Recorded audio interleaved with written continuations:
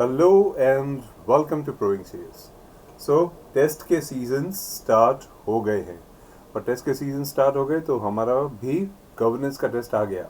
ठीक है, तो आई बिलीव काफ़ी लोगों ने देखा समझा और अब लेट्स सी आंसर्स कैसे क्या क्या लिखने थे। यस, काफ़ी स्टूडेंट्स के ये क्वेश्चन नॉर्मली रहते थे कि सर आंसर लिखने कैसे हैं, क्या चीज़ों का ध्यान रखना है, मैं ये करूँ मैं वो करूँ, मतलब क्या करें। ठीक है, चलो मैंने अपनी तरफ से मॉडल आंसर्स जो बनाने थे बनाए हैं। लेट्स सी, शायद ये आपके लिए वर्कआउट हो जाए। लेकिन एक चीज़ याद रखना, देखो हमारे कंटेंट अलग हो सकते हैं डेफिनेटली, पर कंटेक्स्ट अलग नहीं हो सकते। जिन चीज़ों को हम एक दूसरे को उस क्वेश्चन के आंसर्स में लिखना चाहते हैं वो ज़रूर लिख सकते हैं। ठीक है, so we will be different on content but we will not be different on context. Okay, let's try and understand. पहला क्वेश्चन था दैट इज पहला क्वेश्चन यहाँ पे ये था कि J limited is contemplating a listing on a London stock exchange.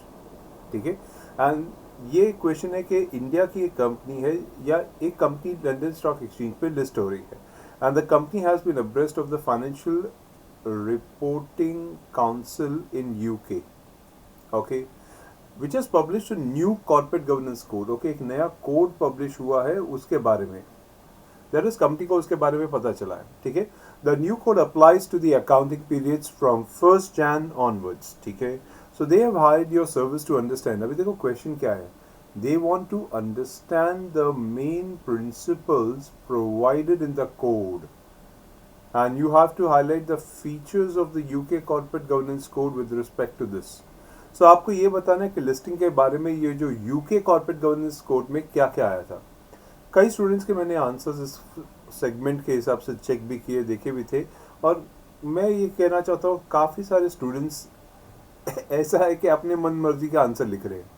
मतलब वो जो चीज़, वो जो कंटेक्स्ट जिसको समझना था या ये एक्चुअली बोलना क्या चाहता है वो तो आउट ऑफ क्वेश्चन था। कई सारे स्टूडेंट्स में मैंने देखा, पर हाँ कुछ स्टूडेंट्स से बहुत अच्छा बहुत ब्यूटीफुली उन्होंने आंसर्स लिखे हैं। सो प्लीज़ आप ध्यान रखिए कि आप क्या आंसर्स लिख रहे हैं, अपने मन मर्जी के आंसर्स मत कीजिए। Okay, let's see the model answers मैंने क्या बनाए हैं, let's see how it works. Okay, so main principle in the UK corporate governance code. Excuse me. The board should establish the company's purpose, value and satisfy itself or the culture align. So यहाँ पे company का जो purpose है, company के जो values है, company की जो स्ट्रैटेजीज है, ये सब चीज़ें as per the UK corporate governance board होनी चाहिए और इंडिया में भी वही है। The board should ensure that the necessary resources are in place for the company to meet its objective and measures and performance against them. तो ये ensure करना है कि जितने भी मेजर्स लिए जाते हैं, that is the objectives and measures for the performance should be in its place. Okay, the order for the company to meet its responsibility to the shareholders and stakeholders, the board has to ensure effective management and encourage participation from the parties. So हम third point पे ये लिख सकते हैं that company to meet its responsibilities to the shareholder and stakeholders, they have to ensure effective management. Okay, and they have to encourage the participation. Clear? And the board should ensure and include an appropriate combination of executive and non-executive and in particular independent non-executive directors. देखो India में वही point है, तो वही चीज़ को यहाँ पे UK corporate governance code में भी डिस्कस किया गया. The fourth point is that there has to be an appropriate combinations of directors. So we can say there has to be a combination of the executive and the non-executive directors. Okay, such that no one individual or a small group of individual dominates the board's decision. That is a practice, even practice in India. That is, the small group or the big group should not be a dominating group. Okay, having majority is a different thing, having dominance in the board is a different thing. Clear? And fifthly, the board supported by the company secretary should ensure that its policies, processes, information, time and resources needs in order to function effectively. देखो fifth point में हम ये बताने की कोशिश कर रहे हैं कि the board which is supported by company secretary, okay, that is the board should have अ सब कंपनी सेक्रेटरी, और उनके जो पॉलिसीज हैं, उनके जो प्रोसेसेस हैं, उनके जो इंफॉर्मेशन है, उनकी जो टाइम है, उनकी जो रिसोर्सेज है, वो प्रॉपर इफेक्टिव फंक्शनैलिटी की तरफ हो. and appointments to the board should be subject to formal, rigorous, transparent procedure and an effective succession plan to be maintained. India के LODR में भी आपको ये provision मिलता है that we need a proper, that is a formal, a rigorous and a transparent procedures and effective succession planning has to be there between the board and the senior management. ये point आपको India के law में भी दिखता है, इसलिए मैंने बोला काफ़ी सारे स्टूडेंट्स इंडिया के हिसाब से लॉ लिख रहे थे. प्लीज़ मैं वापस बोलता हूँ, when you are writing law आपके सेंटेंसेस अच्छे से रखो, that is sure, but please don't cite Indian laws in UK के केसेस में. ओके, बिकॉज आपका सेंटेंसेस से मालूम पड़ता है कि आपको वो आंसर नहीं आता है और आप उसको फ्रेम कर रहे हो. ठीक है, क्लियर. पर कुछ स्टूडेंट्स थे जो उन्होंने आई वुड से फ्रेम भी बहुत अच्छा किया था, तो उसको मार्क्स दिए गए हैं. द बोर्ड 7 पॉइंट में हम लिख सकते हैं, the board should establish formal and transparent policies and procedures to ensure independence and effectiveness of the internal external audit functions. So एक procedure set up करना है for the internal and external audit functions, and they have to satisfy with regard to integrity of the financial and narrative statements. Okay, clear. ये 7th point में आप discuss कर सकते थे answer में. Answer में आप ये भी डिस्कस कर सकते हो कि remuneration policies and practices should be design to support and promote a long-term sustainable success. So all that remuneration policies and all that practices, they can be designed to support strategies for a long-term sustainable practice. Okay, and lastly 9 point पे आप discuss कर सकते हैं, they should, that is the directors should exercise independent judgment, discretion when authorizing remuneration outcomes and taking account of the company and individual performance in wider circumstances. So directors has to exercise independent judgment, they have to exercise the discretion and when they are taking the outcome regarding the remuneration. So ठीक है, तो आप overall view में ये देख सकते हो कि इस आंसर में हमने वो सारे पॉइंट्स अपनी तरफ से डिस्कस कर लिए जो main principle of UK corporate governance में आए थे. दैट इज कंपनी की वैल्यू एंड स्ट्रैटेजी होनी चाहिए, एक ऑब्जेक्टिव एंड मेजरेबल परफॉर्मेंस होनी चाहिए, कंपनी को अपने रिस्पॉन्सिबिलिटीज़ को मीट करना है, उसके लिए एक इफेक्टिव मैनेजमेंट एंड पार्टिसिपेशन चाहिए, proper combination of executive and non executive director चाहिए, एक प्रॉपर कंपनी सेक्रेटरी चाहिए जिसके साथ policies, process, information, times and resources discuss कर सके, उसके साथ एक formal, rigorous, transparent procedures, effective succession planning के साथ इंटरनल एक्सटर्नल ऑडिट फंक्शंस बराबर चाहिए and integrity of the financial statement, यानी जिसको देखने के बाद फाइनेंशियल स्टेटमेंट यानी बैलेंस शीट, प्रॉफिट लॉस देखने के बाद विश्वास आना चाहिए. Remuneration policies and practice has to be appropriately framed and independent judgment and discretion has to be put into picture. Okay, fine. I believe अभी आंसर लिखने का तरीका थोड़ा थोड़ा समझ में आया होगा. दैट इज आपको पॉइंट वाइज आंसर लिखने हैं और आपको हो सके टू द पॉइंट, जैसे हर एक चीज़ को पॉइंट वाइज जैसे मैंने समझाया है कोशिश कीजिए एग्जाम में वैसे ही समझाने की. ओके, कई स्टूडेंट्स का मैंने ये भी ऑब्जर्व किया है, उनके पॉइंट्स बहुत शॉर्ट होते हैं, मतलब वो सेंटेंस नहीं लिखते, हेड पॉइंट्स लिख देते हैं. सो ये ऑब्जर्व किया गया है कि अगर मार्क्स बहुत कम है तो ठीक है, आपके हेड पॉइंट्स भी जस्टिफाइबल हो सकते हैं, लेकिन अगर मार्क्स काफ़ी हैं तो प्लीज़ आप उसको पूरा सेंटेंस कंप्लीट कीजिए. ठीक है, फाइन. द नेक्स्ट क्वेश्चन ये लिया गया था one of the insurance stewardship code और रिसेंट अमेंडमेंट्स में भी आपको सप्लीमेंट में दिया था इंस्टीट्यूट ने. So you are required to explain BA general insurance limited briefly the requirements of revise guideline of stewardship को. एक तो यहाँ पे क्वेश्चन में ब्रीफली वर्ड लिखा था, जिसका मतलब मेरे आंसर्स को बहुत बड़ा नहीं रखना है, बहुत ब्रीफ में रखना है. दूसरा, हमें ये बताना था कि stewardship code of insurance of India की रिवाइज गाइडलाइंस क्या है.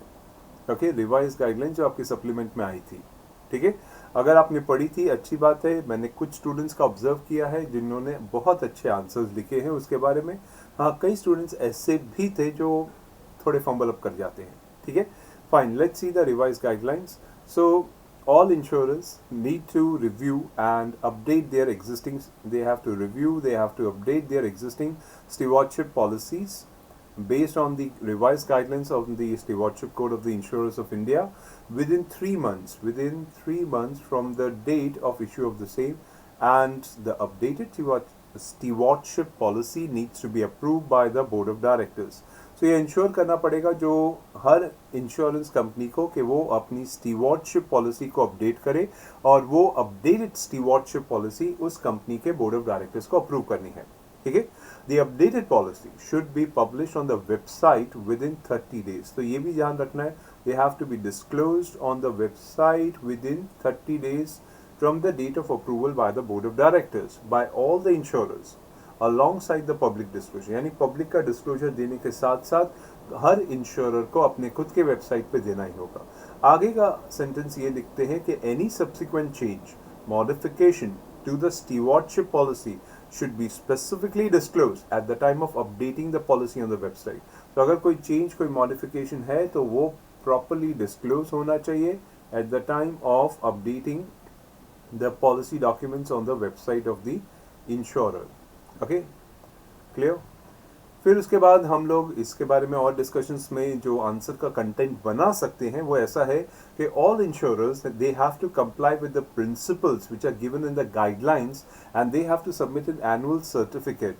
सो यहाँ पे है कि all insurers they have to comply with the principles and they have to submit annual certificate of compliance which has been approved by the board to IRDAI, duly certified by the CEO and the compliance officer on or before 30th June every year।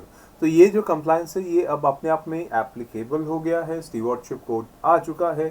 So these things you can frame as a part of introductory।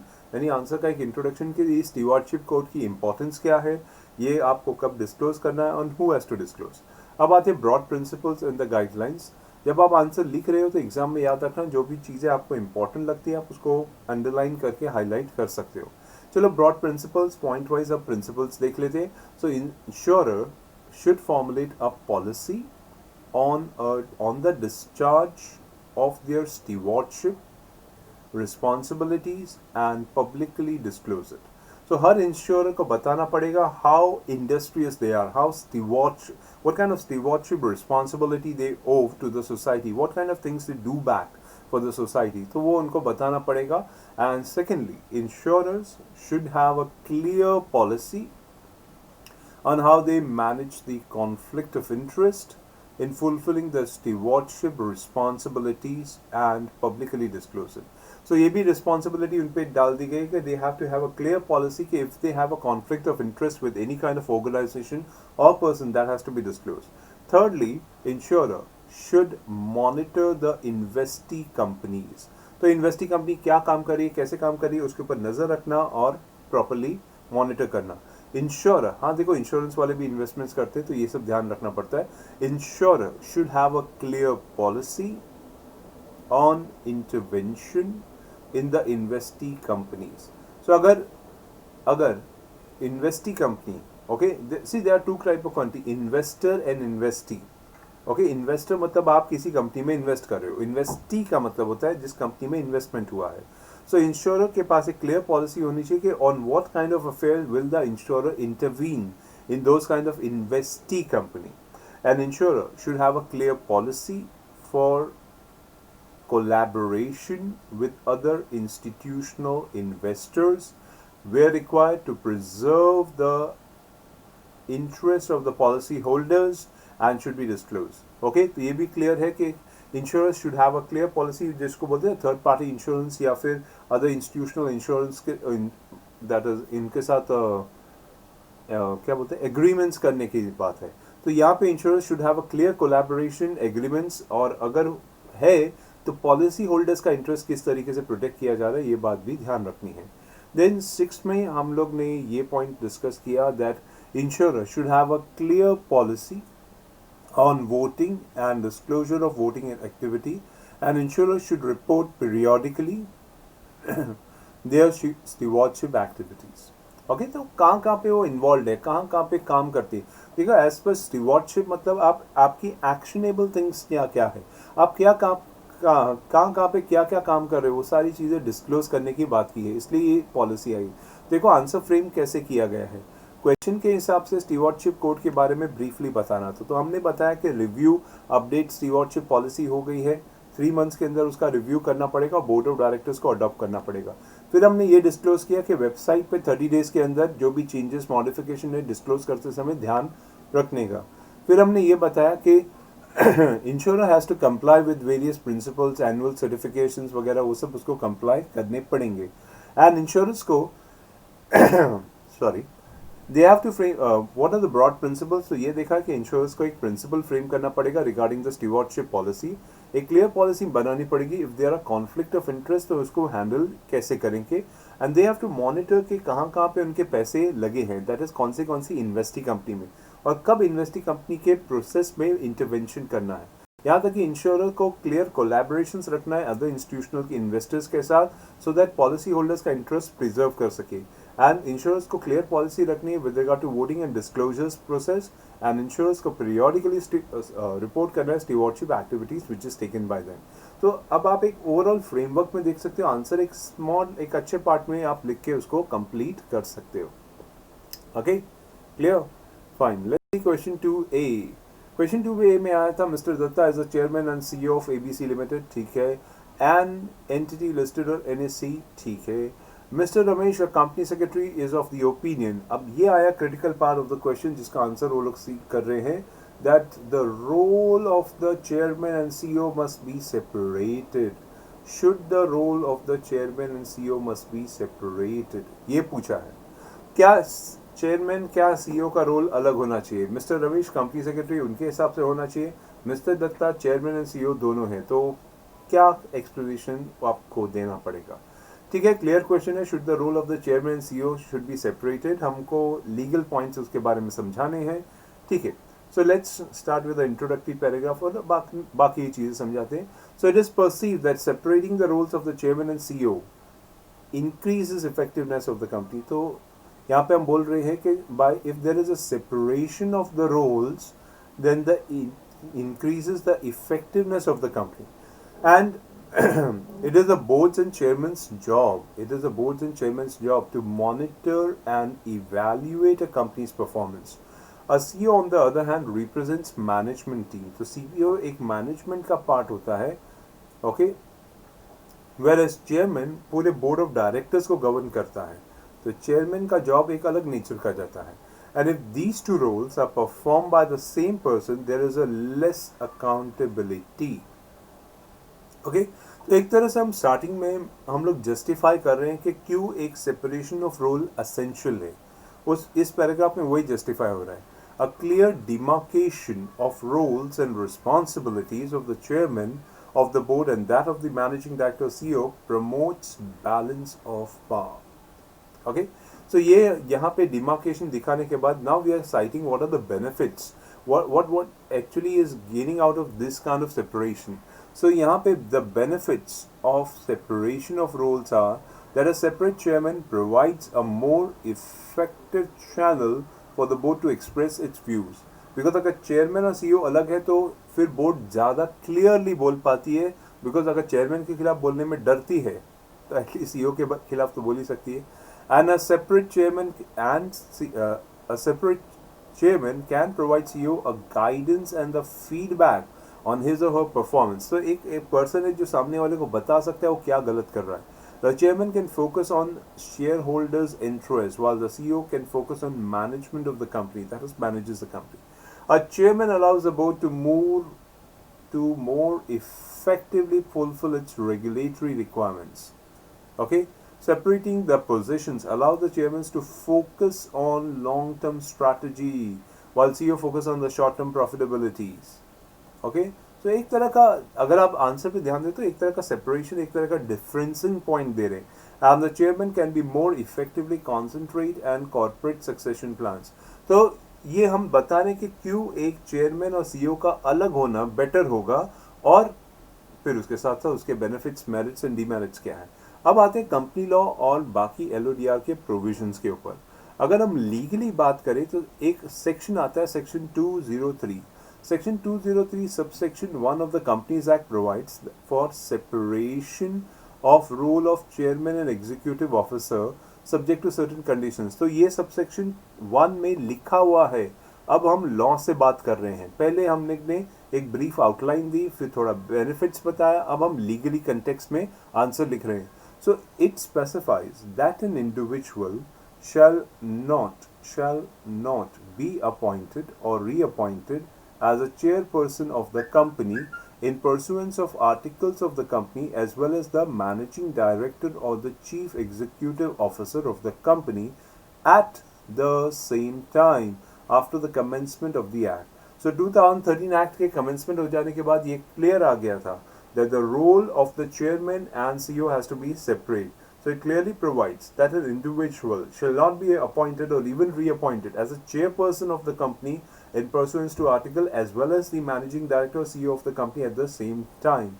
Okay, but important words are this: unless the articles of the company clearly provides. So if it is stated in the articles, then the same person can be there, or the company does not carry multiple, or rather and होना चाहिए, and the company does not carry any kind of multiple businesses. So articles में clearly लिखा है and the company is not indulged in any kind of multiple business, so you can have same CEO. देखो actually क्या होता है, कई businesses हैं, तो फिर आप समझ सकते हो भाई CEO को बहुत सारी चीज़ें देखनी पड़ती है, चेयरमैन से अलग हो. एक कंपनी, एक बिजनेस, तो मल्टीपल रिस्पॉन्सिबिलिटी का क्वेश्चन नहीं, इसलिए वो प्रोविजंस आ सकता है.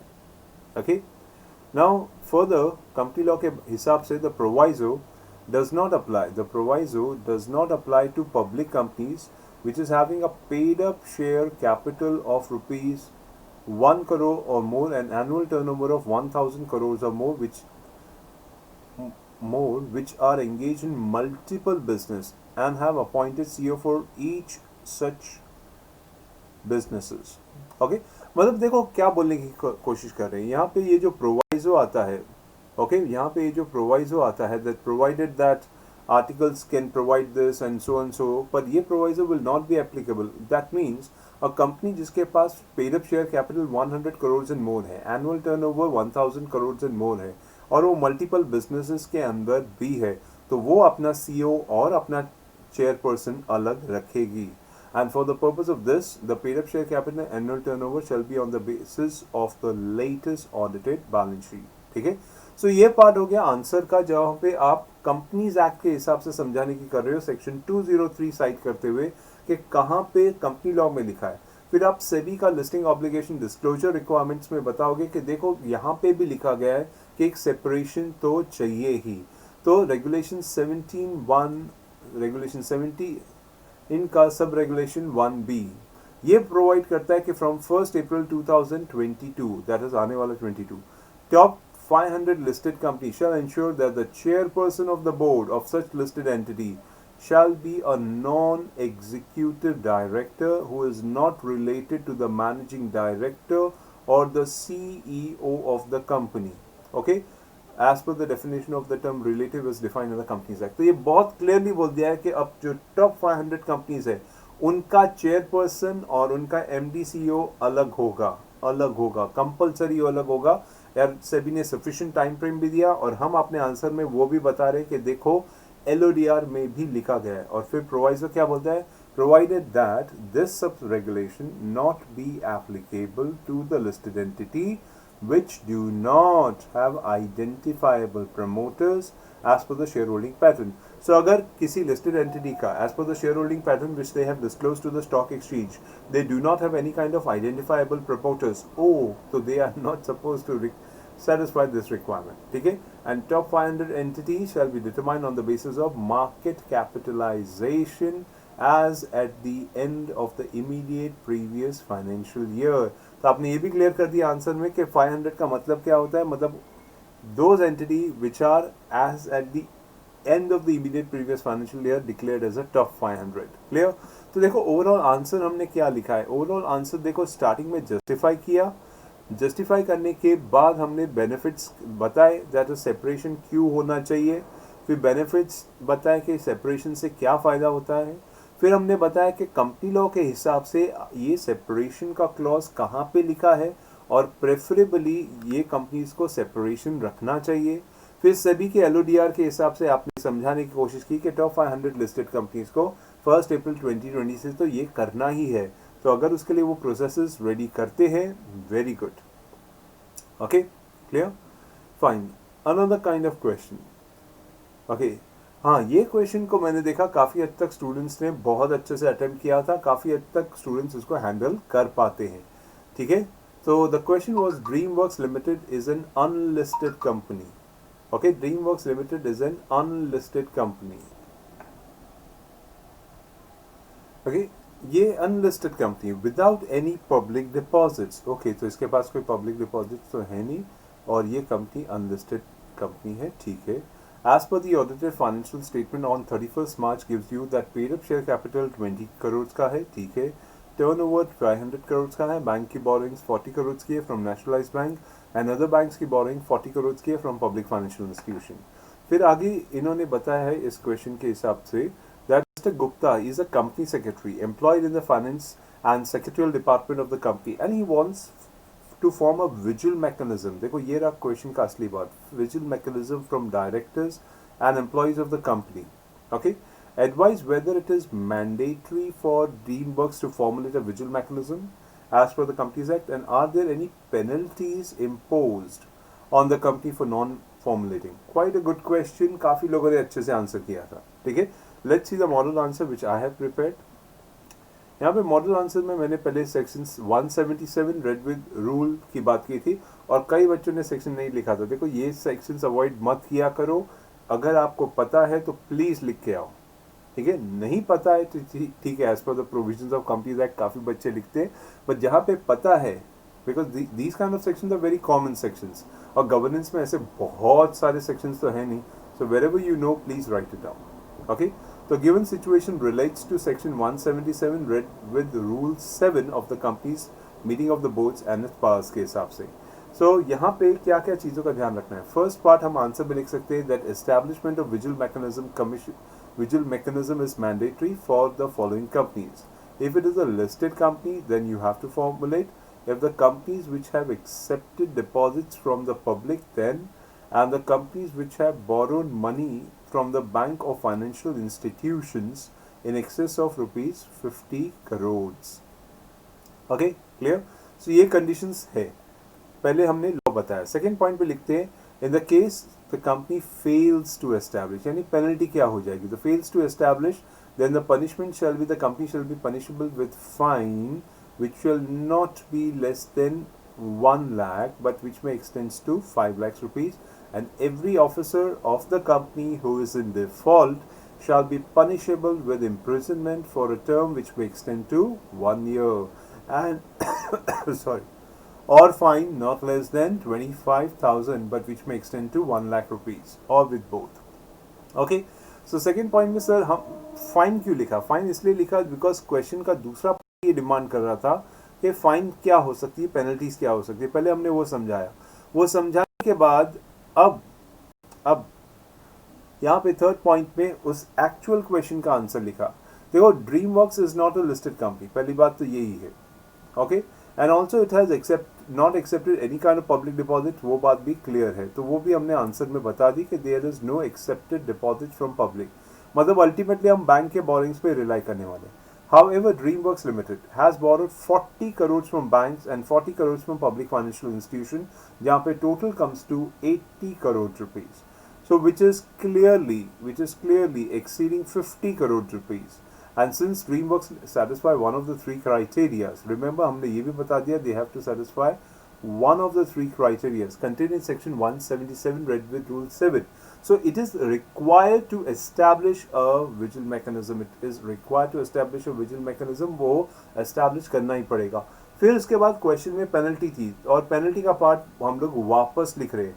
देखो अगर आप एग्जाम में पॉइंट नंबर 2 नहीं लिख के डायरेक्टली पेनल्टी का पार्ट लिखना चाहो लिख सकते हो. If you want to elongate the answer, आपने बताया कि देखो प्रोविजन, पहले आपने पूरा प्रोविजन कवर किया और फिर क्वेश्चन का आंसर, वैसे भी कर सकते हो. नहीं तो अगर आपने एग्जाम के क्वेश्चंस के हिसाब से टू द पॉइंट आंसर लिखा तो भी चलेगा. ठीक है.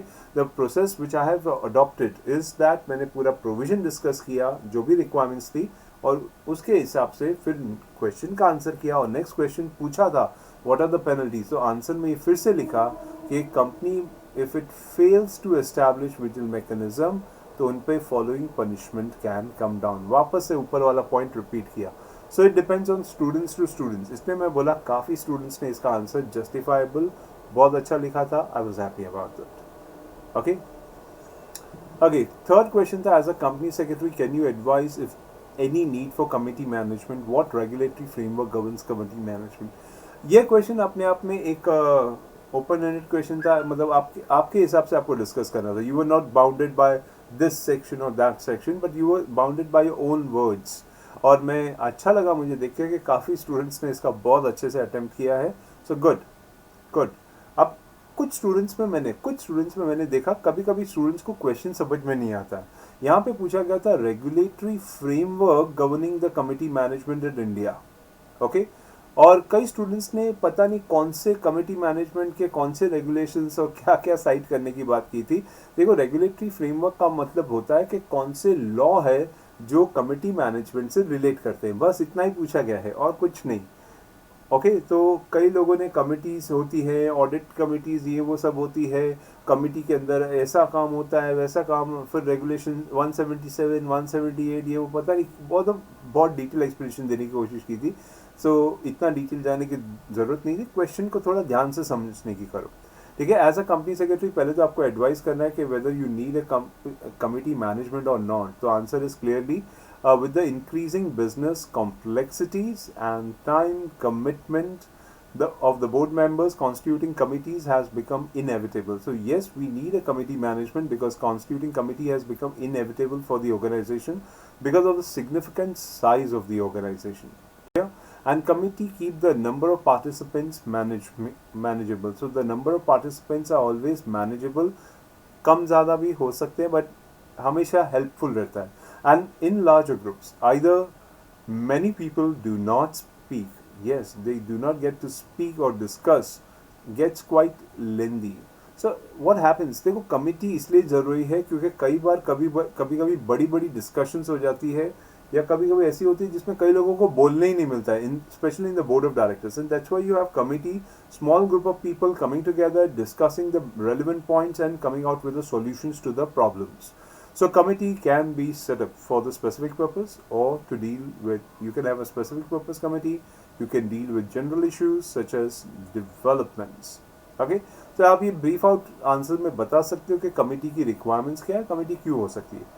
They can be established on a short term or a temporary basis, or they can be formed on a permanent body for the ongoing work. तो देखो, आंसर में मैं अपनी तरफ से कोशिश कर रहा हूँ कि कमिटी की रेलेवेंस बताते हुए और क्यों एक कमिटी हो सकती है और कैसे कैसे नेचर में हो सकती है.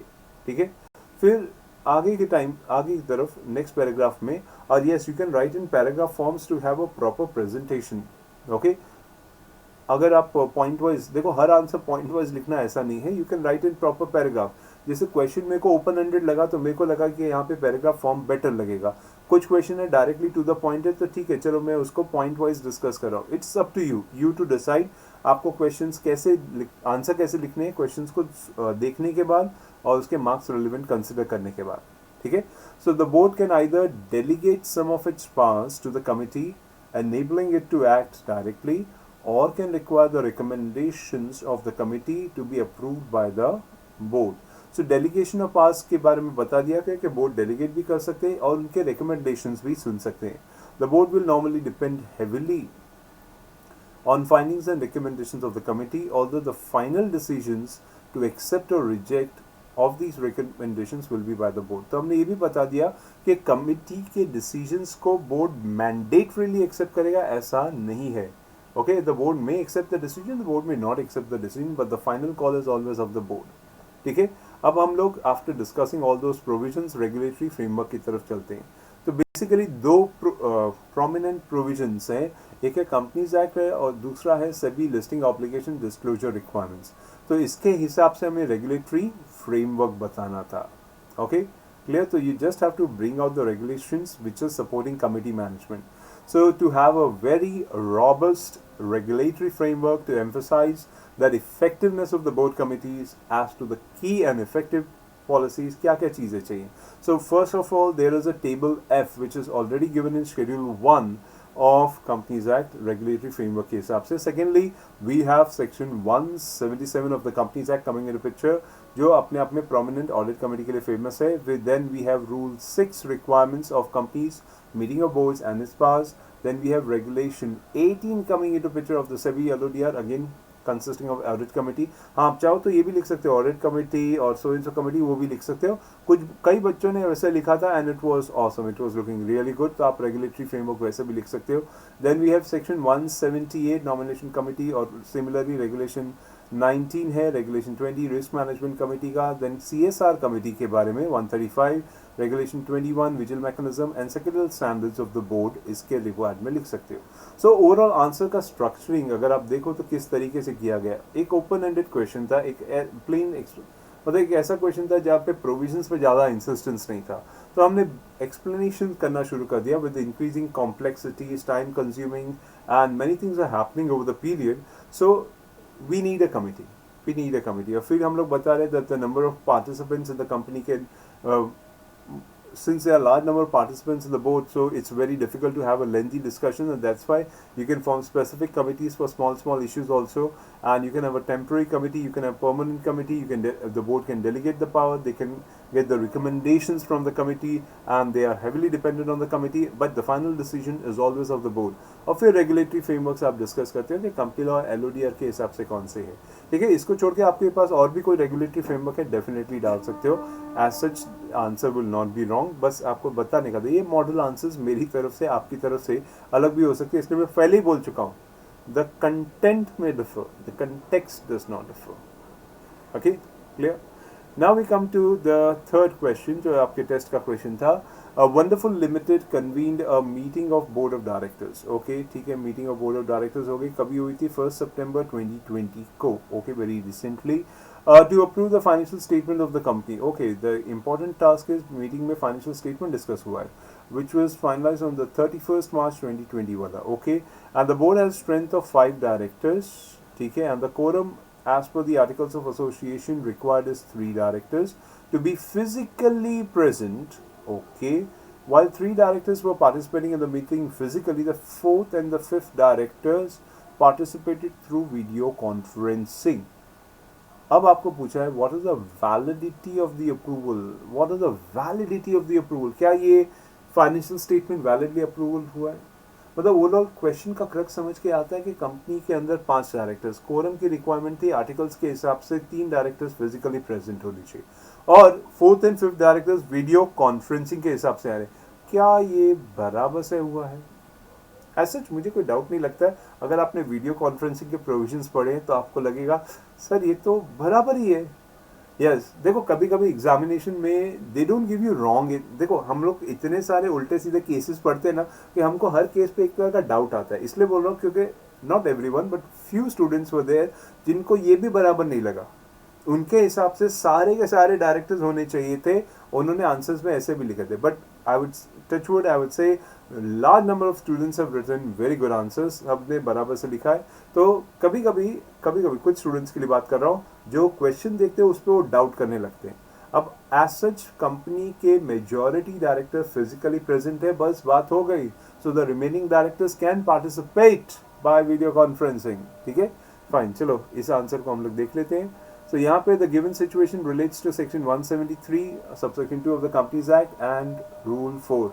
जहाँ तक sections याद है लिख लेना, अगर sections याद नहीं है तो प्लीज उल्टे सीधे sections मत लिखना, read with section 174 क्योंकि कोरम की भी बात होती थी। ठीक है, चलो आगे प्रोविजंस, हम पॉइंट वाइज प्रोविजंस बताते जाएंगे और फिर ये भी समझा देंगे कि क्वेश्चन का आंसर बराबर है कि नहीं। So as per section 173 a director may attend board meetings either in person, that is being physically present, or through video conferencing or other audio visual means। तो हमने बताया कि board meeting can be attended either by person or physical means। फिर 174 के हिसाब से the quorum required for board meeting shall be higher of 1/3 of the total strength or 2 directors। So that is the quorum, यानी meeting का quorum उस समय था कि नहीं वो भी समझा दिया। रूल 4 के हिसाब से the matters relating to approval of financial statement shall not be dealt with in any board meeting held through video conferencing or other audio visual means। ठीक है, ये रूल 4 के हिसाब से लिखा हुआ है। However, if there is a quorum in the board meeting, so if there is a quorum in the board meeting through a physical presence of the directors or any other physical presence of the directors, then any other directors can participate। So the word is then any other directors can participate through video conferencing or audio visual means in such board meetings. Okay, after ये हमने law का point discuss कर दिया, 173 subsection 2 बता दिया, 174 quorum बता दिया और वीडियो कॉन्फ्रेंसिंग की रिक्वायरमेंट बता दी. उसके बाद फिर हम लोग इस केस पे आते हैं. In the given case board meeting held कब हुई थी? 1 सितंबर 2020 को. और उस दिन कितने डायरेक्टर्स प्रेजेंट थे? 3 डायरेक्टर्स वर फिजिकली प्रेजेंट और 2 डायरेक्टर्स उस समय वीडियो कॉन्फ्रेंसिंग से पार्टिसिपेट कर रहे थे. वो भी हमने बताया कि क्वेश्चन के फैक्ट्स के हिसाब से क्या हुआ. फिर financial statement approve by the board कब हुआ? तो फाइनेंशियल स्टेटमेंट 1 सितंबर की बोर्ड मीटिंग को ही अप्रूव हो गया था.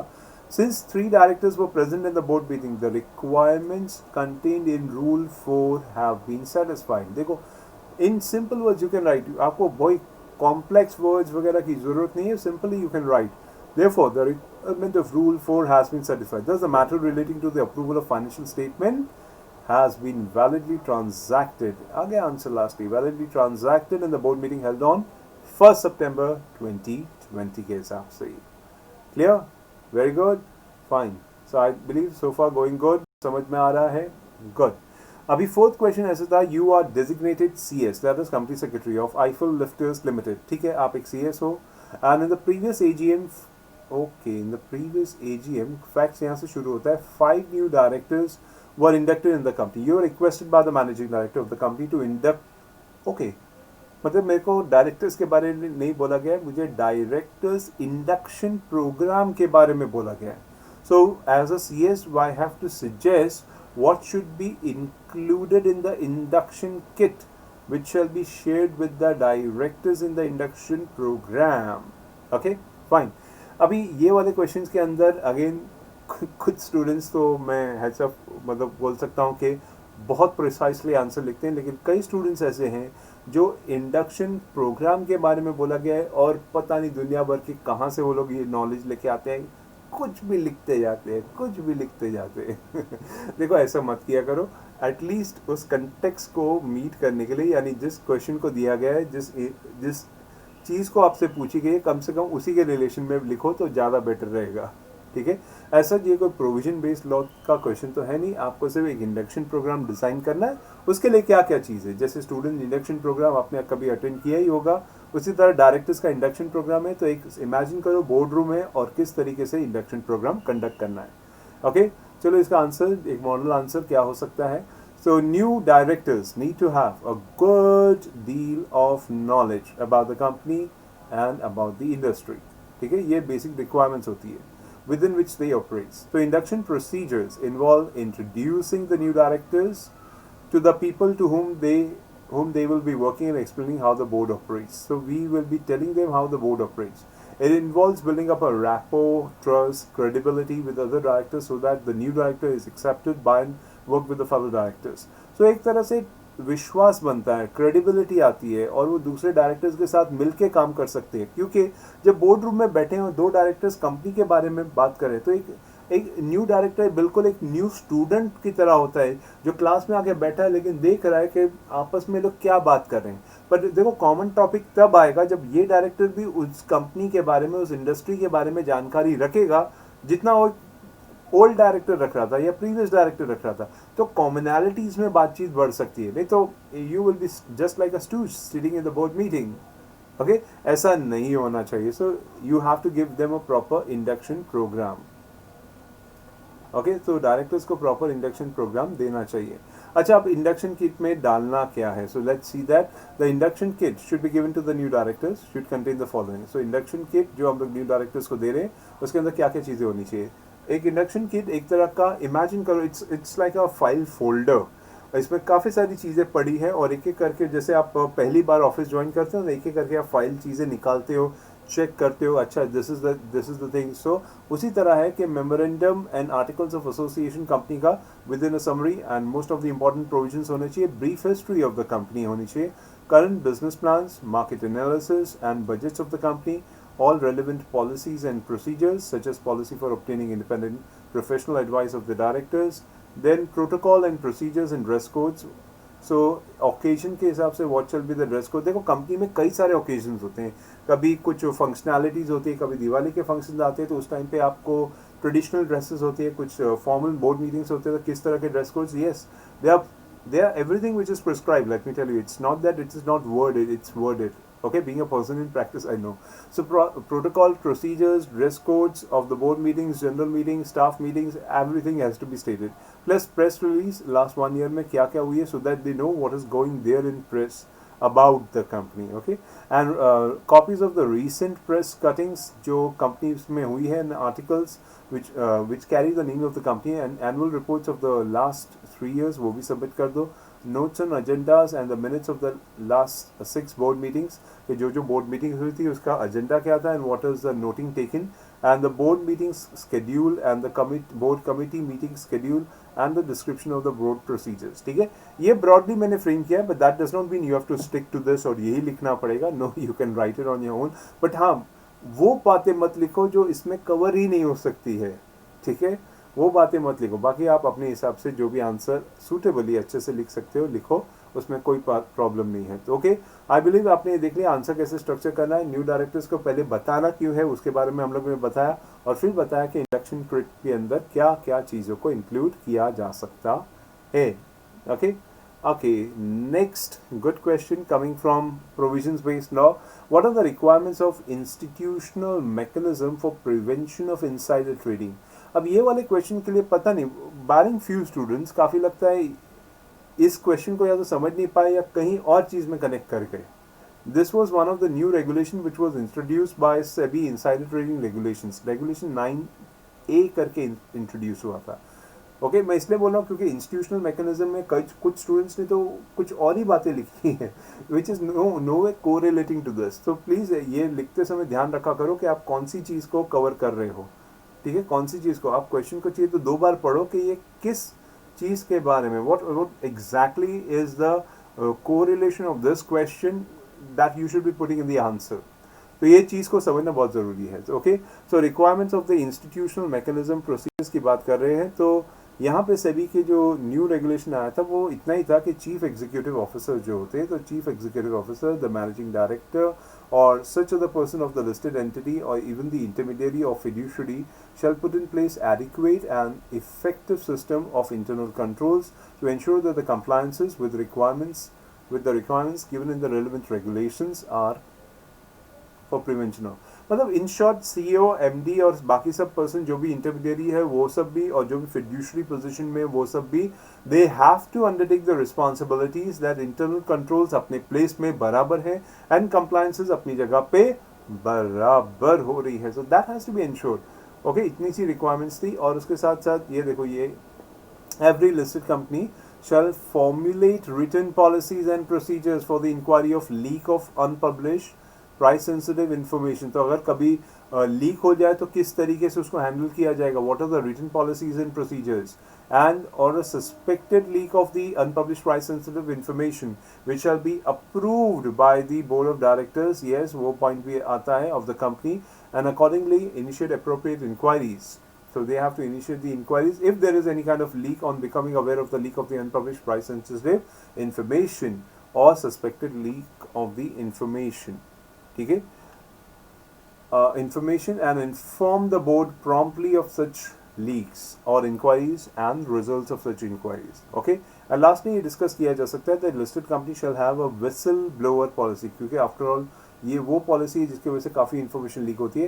And make employees aware of such policy to make employees report instances of leak of unpublished price sensitive information. ठीक है, सो रेगुलेशन 9A का डायरेक्ट क्वेश्चन ही था और उसके बाद में ही लिखना था. So something like chief executive, managing directors and other persons की क्या क्या रिस्पॉन्सिबिलिटी है. फिर हमने ये डिस्कस कर लिया एज पर द प्रोविजंस के एक रिटन पॉलिसी होनी चाहिए कि unpublished price sensitive information leak होती है तो क्या क्या चीज़ों का ध्यान रखना चाहिए, क्या क्या अप्रूवल होनी चाहिए. फिर हमने ये भी डिस्कस कर लिया कि इस प्रोविजन के हिसाब से board has to be kept inform और एक विसल ब्लोअर पॉलिसी अपनी जगह होनी चाहिए. तो I believe answer was not that tough. बस कुछ स्टूडेंट्स के लिए, not every one of you, but कुछ स्टूडेंट्स के लिए वो लोग गलत सोच में चले गए. That's why they missed it. Okay, and the other one, okay, this one I personally would say every student did very well. Every student did very well. मतलब हर किसी स्टूडेंट्स का मैं बोल सकता हूँ बहुत अच्छे से आंसर लिखा है. So I am happy that secretary standards में यानी इंस्टीट्यूट के स्टैंडर्ड्स में आप डेफिनेटली बहुत अच्छे हो. ठीक है, तो बीइंग अ सीएस एटलीस्ट मेरे को इतना तो अच्छा लगा कि our students know secretarial standards. So Seafoods Limited, a public limited company, incorporated on 1st April. ठीक है, the company has 4 board meetings. ठीक है, during the financial year, that is on 6th of April 2019, 28th August 2019, 30th September 2019, and 30th March. The fourth board meeting was scheduled on 25th March. However, sudden lockdown, it was postponed. Okay, not adjourned, postponed on 30th March 2020. Postpone का मतलब शायद 25th March को meeting ही नहीं हो. It was conducted by video conferencing. हाँ, उस time पे MCA का सर्कुलर आया था, because of which video conferencing was allowed. The company need to know from you whether the company has contravened the provisions of law in conducting the meeting. Since काफ़ी लोगों ने students ने इसका answer अच्छे से लिखा है, तो आई am happy about it.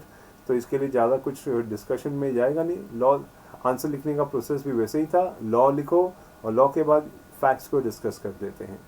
Okay, so as per section 173. हाँ, पता नहीं कुछ स्टूडेंट्स सेक्शन मिस कर जाते हैं हमेशा ही. मतलब उनका आंसर होता है as per the provisions of companies act, और ये सेक्रेटरियल स्टैंडर्ड्स का था. एंड ये पॉइंट मेरे को बोलना पड़ेगा कि आप कंपनी लॉ के प्रोविजंस तो लिखते हैं as per the provisions of companies act, लेकिन ये सेक्रेटरियल स्टैंडर्ड का था. तो प्लीज राइट सेक्रेटरियल स्टैंडर्ड्स, वो भी एक चैप्टर है. So please write, at least mention this is from SS1 also. So if you have SS1, yes, the good part is many have attempted well enough, discussed well, answer barabar tha, but I'm asking you to show the examiner that you are not only knowing the content of the law but law also. So where are you getting the source of the information?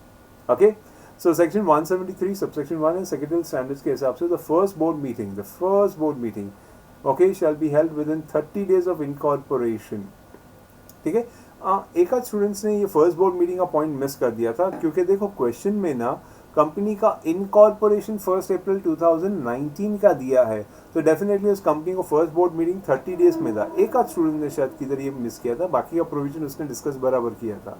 तो please ध्यान रखा करो facts क्या दिया गया है. तो first board meeting shall be held on 30th within 30 days of incorporation, and at least 4 board meetings shall be held on each calendar year with not more than 120 days ka gap between 2 consecutive board meetings.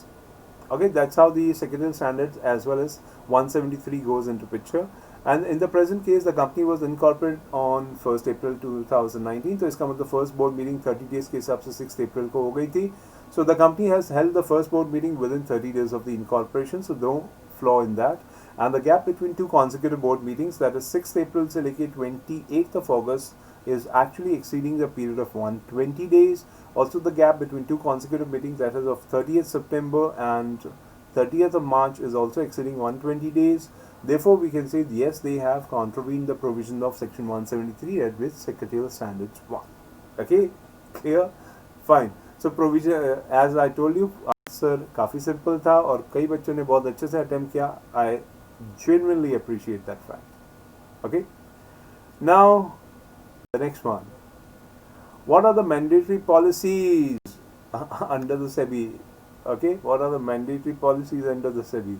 Again, काफ़ी अच्छे से attempt किया गया question है, तो I'm satisfied with the answer, and I hope the institute will also be satisfied when this kind of question do come in the exams. So यहाँ पे key policies that you have to take care are CSR policy, yes, and risk management policy एक policy होती है, vigil mechanism policy होती है, nomination and remuneration policy है. Okay, the important policy ये जो मैंने बताई है ये Companies Act के हिसाब से है, and सभी LODR के हिसाब से important policies are risk policies. Okay, risk policies, then policy for preservation of documents, archival policy. Please जिसने अर्काइवल लिखा था, प्लीज़ मैं उनको बोलूँगा स्पेलिंग बराबर लिखो भाई अर्काइवल की. ओके, नहीं, उसने लिखा था achievable policy. So please spelling बराबर लिखो अर्काइवल की. बस ये इतने सी थी बात. And policy for material subsidiary, and policy for materiality of related parties, and policy for materiality of events, and whistleblower policy, policy for remuneration of directors, KMP, and policy on the board diversity, and dividend distribution policy. तो देखो 10 policy यहाँ पे discuss की गई है. I believe 10 policy सभी LODR की किसी भी स्टूडेंट ने डिस्कस नहीं की थी, लेकिन जितनी डिस्कस की थी they were correct to the point. I appreciate that. तो बहुत अच्छा लगा ये आंसर देखते हुए कि यहाँ पे as such में कोई ज़्यादा हिंट नहीं था, सिर्फ इतना बोला गया था मैंडेटरी पॉलिसीज क्या क्या होती है कंपनीज एक्ट और सेबी एलओडीआर में, वो डिस्कस करना है।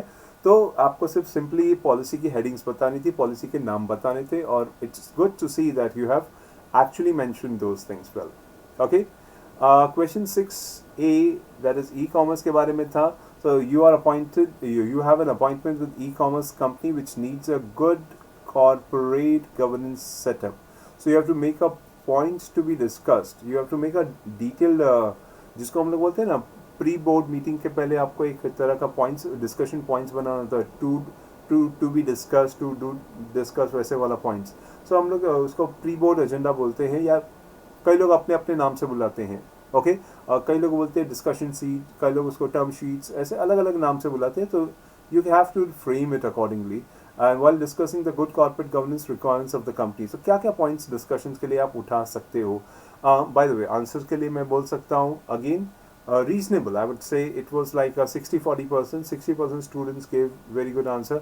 40% students कहीं ना कहीं मिस कर जाते हैं, या कहीं ना कहीं उन्होंने ये क्वेश्चन को नहीं समझा है, जिसके उनके आंसर से साफ रिफ्लेक्ट होता है कि वो कुछ और डिस्कस कर रहे हैं। गुड कॉर्पोरेट गवर्नेंस की बात हुई थी, लेकिन वो पता नहीं कोई एक अलग सी गुड कॉर्पोरेट गवर्नेंस की लिस्ट डिस्कस करने बैठ गए थे। So you don't have to discuss the list of good corporate governance, आपको सिर्फ बताना था कि एलिमेंट्स क्या है। So in the discussion of good corporate governance, following elements may be taken into consideration: the values of and the beliefs of the organization, the roles and powers to be exercised by the board, the acts, rules and laws which is applicable to the board, the management, environment and performance evaluation of the board, to understand the quality, skills and knowledge and experience of the members, to understand how the directors are appointed, to understand the training, updating of the members, okay, to understand training, updating of the members, and to strengthen the independent directors and the non-executive directors of the company, time devoted to see that the executive directors are devoting proper time and participation in the board meetings also, and the code of conduct which is developed by the organization, the corporate social responsibility and the stakeholder responsibility that comes into picture, then financial statements exactly, and operational reporting, they are reliable, regular, timely and correct, audit committee and its roles, risk management committee and others as may be confronted with the meeting. Okay, so overall अगर आप answer देखो तो they were just point based answer, जहाँ पे आपको good corporate governance की बात लिखनी थी। देखो ये एक्चुअली था क्या, ये एक्चुअली एक तरह का ब्रीफर था, दैट इज एक ऐसे पॉइंट्स आपको जॉट डाउन करने थे जो आपको डिस्कस करने हैं। So एक good corporate मतलब somebody called you up and we need a good corporate governance setup, could you be coming down the line? So ऐसा कुछ हुआ है and you have jotted down the points that what could you be discussing. So you could be discussing values, acts, rules, okay, qualities, directors and audit committees, code of conduct, ये सब चीज़ें आप discuss कर सकते थे। As I told you, 60% students were clearly to the point.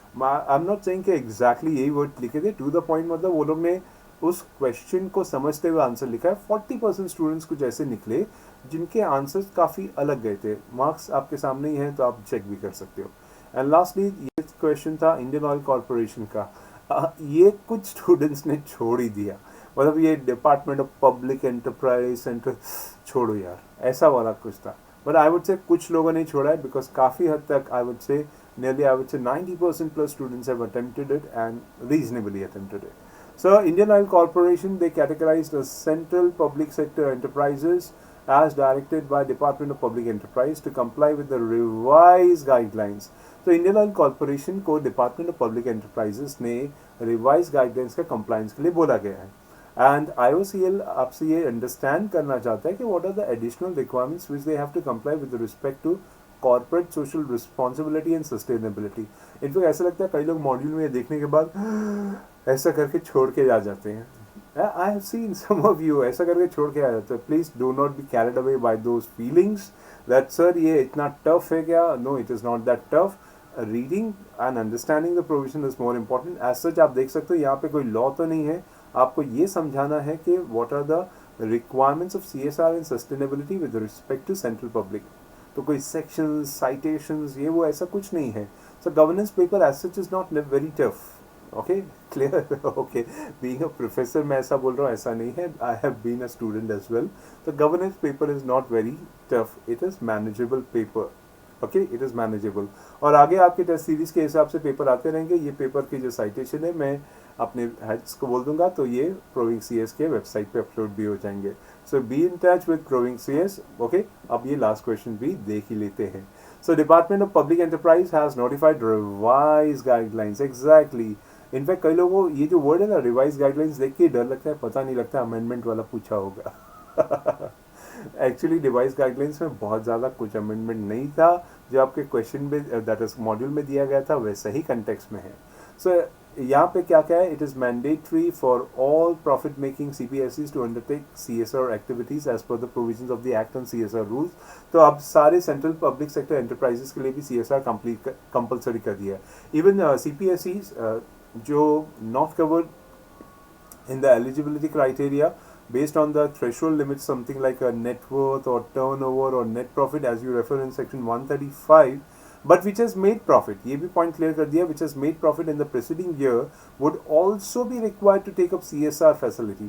तो अगर कोई entity उसमें cover नहीं हो रहा consequently due to net worth, turnover or any of the criteria, yet CPSE है तो CSR लेना ही पड़ेगा। तो ये थोड़ा change वाला एक point ये था। ओके, जो पुरानी मॉडल में नहीं था, बट एज फार एज जिसने जून 2020 या उसके ऑनवर्ड्स की मॉडल देखी तो उसमें ये था। And all CPSEs must adopt CSR and sustainability policies specific to their company with the approval of the board of directors. It would be mandatory, yes, it would be mandatory for all the CSEs to meet the criteria laid down in section 135, that is to spend at least 2% of the average net profits of the three immediately preceding financial year in pursuant to CSR activities and rules. And in case the company fails to spend that amount, okay, then it has to specify the reasons also. So ultimately हम तो CSR ही discuss करें। हाँ, starting के कुछ points हमने CSR discuss किया, that is CSR mandatory हो गया है, वो कंप्लाई, और अब हम सस्टेनेबिलिटी के ऊपर चलते जाएंगे। So while selecting the CSR activities or projects activities listed in the Schedule 7 of this should be given heed to, that is they have to consider priority. So CPSEs should give priority to the issues which are the foremost concern in the national development agenda। मतलब वो issues के बारे में discuss करना बहुत important है और उनको इंपॉर्टेंस देनी चाहिए जो नेशनल डेवलपमेंट के लिए इंपॉर्टेंट है। All CPSEs are expected to act socially, economically, environmentally sustainable. देखो अचानक से हमने CSR के आंसर को कन्वर्ट करते हुए सस्टेनेबिलिटी के उधर ले आए हैं। So थोड़े पॉइंट सस्टेनेबिलिटी के बारे में, because both the things were asked, and even in the normal business activities, public sector companies should try to promote, they have to promote sustainable development. That is, as a shareholder, as a stakeholder of that kind of company, I should have a comfort that this company will sustain in the given set of environment, in the given set of society, in the given set of economic conditions. Okay. So promote sustainable development through sustainability initiatives which has been conducting the business in the manner that was beneficial to both the businesses and the societies as large. Okay, and then last के कुछ points के अंदर इसको conclude करते हैं। CPSEs are expected to have a responsible manner of producing goods and services which are safe and healthy for the consumers and the environment, resource efficient, okay, they should be resource efficient, they have to be consumer friendly, they have to be environmentally sustainable, okay, throughout their life cycles. However, अगर sustainability की बात करें, however, sustainability initiative should not be considered as CSR. Exactly, see, sustainability cannot be considered as CSR. Remember, CSR is coming out of profit and sustainability is coming before profit. If I don't sustain, अगर मैं sustain नहीं कर सकता business में, तो CSR कैसे करूँगा? It's simple words, अगर मैं बात करूँ कि जब तक पॉकेट में पैसा नहीं होगा तुम आप दान पेटी में दान भी नहीं डाल सकते, something like that. So till the time you have money in your pockets, till the time you have money in your purses, you can not be a donator. Okay, so sustainability उसी context, उसी relation में, उसी चीज़ों के बारे में बात करता है, ठीक है। And the expenditure which is incurred thereon would also not constitute the part of CSR spend. तो CSR और सस्टेनेबिलिटी अलग है, ये भी बात आपको एग्जामिनर को समझानी थी, समझा दी। बाकी the philosophy of both the things goes together because both are pro bono, और सोसाइटी का भला करने की बात है, बट एक सस्टेनेबिलिटी अपने भले से सोसाइटी का भला और दूसरा एक्चुअली कुछ सोसाइटी को दे back, that is give back करके। So the philosophy in the spirit of the CSR and sustainability has to be understood and it has to be imbibed by the employees at all the levels. and get embedded in the core values of the company.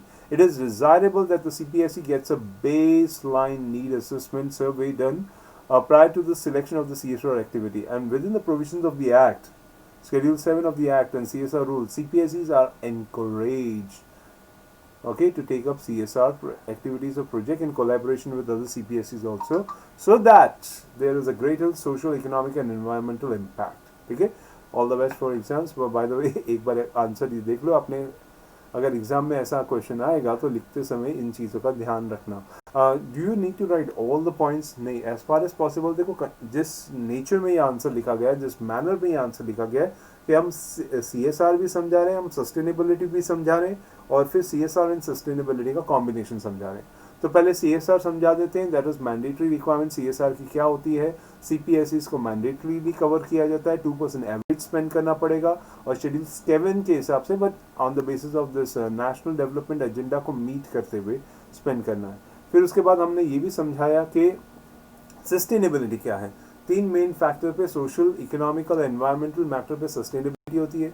फिर हमने ये समझाया कि sustainability does not mean CSR activity. CSR and sustainability are 2 different segments, okay, and their values and understanding has to be merged कि वो मिलते कहाँ पे, what is the baseline assessment और दोनों को कैसे मॉनिटर किया जाता है. और लास्ट में हमने बता दिया कि CSR को CSR रूल्स कवर करेंगे और सस्टेनेबिलिटी को social, economic and environmental impact cover करेगा.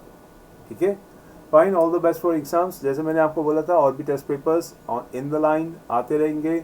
B there, provings, be happy, okay, enjoy the entire process. Okay, see you, tala, bye bye.